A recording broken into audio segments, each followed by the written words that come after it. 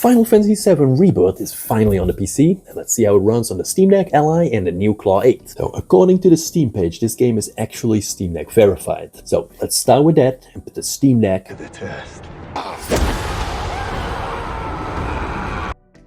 Let's start here. 1280 by 800, settings on low. There is no super sampling available, just variable resolution scaling, which is set to 50% minimum by default. And I have to say, the first area I picked here in this little village didn't look too great. Generally, we get frame rates anywhere from 23 to 32 FPS or so, with some pretty aggressive resolution scaling. And we get some big dips when we're moving around here. That's not to say that this game doesn't look great though, because it does.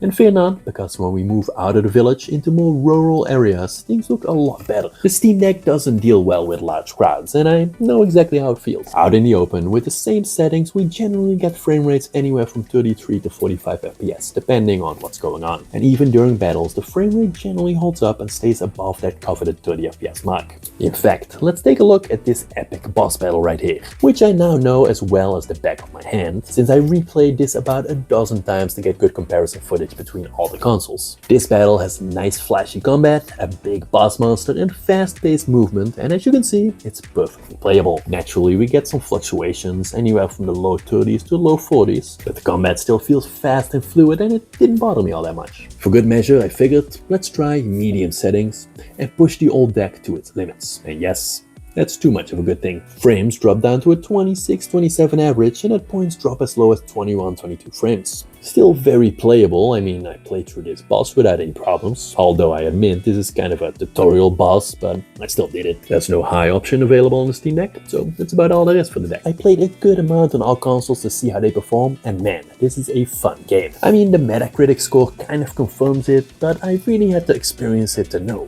you know? Even replaying this boss fight over and over again was fun. Both Cloud and Sephiroth being badasses and bantering back and forth, and the combat is just great.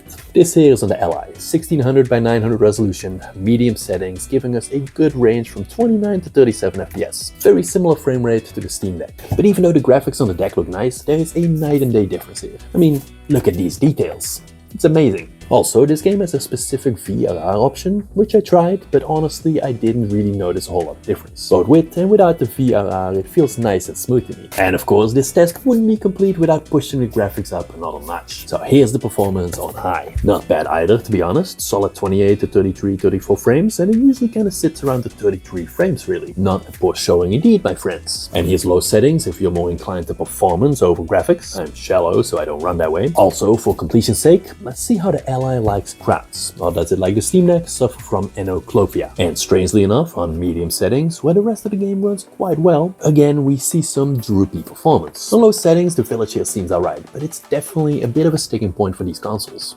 Alright, what about our most recent powerhouse handheld console, the MSI Claw 8? Does it too suffer from fear of large crowds?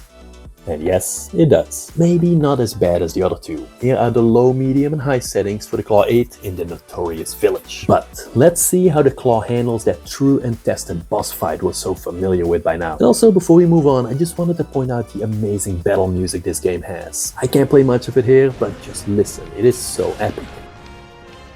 Alright, the boss fight itself then. Here's high settings, very similar to the Ally on similar settings and resolution, I'd say. And for good measure, medium and low settings as well. Just for fun, here's how the three consoles perform on low settings next to each other. Due to the resolutions, it's not exactly apples to apples, but you get a bit of an idea how they perform next to each other. Open world, indoors, and other situations all run just fine on the Claw as expected. Performance is actually very similar to the Ally. One weird thing I did notice, because it was hard not to, is that the loading times on the Claw are very long sometimes, including getting into the pause menu. There were literally times I waited a minute just for the pause screen to pop up, but other times it was fairly quick. If anybody has any idea or clue what this is or how to fix it, that would be much appreciated. Other than this, it's just a great freaking game, man. I'm not even close to finishing, but I already can't wait for number 3 to release. But I'm sure that won't be for another 5 years. Also, if you're interested in getting this game, get it before February 5th, because it's on a big 30% discount right now. And that's it. I hope it was useful. Check out this here to see the Claw, Steam Deck and Ally compete for the crown, and this one for some amazing turn-based tactics games you shouldn't miss.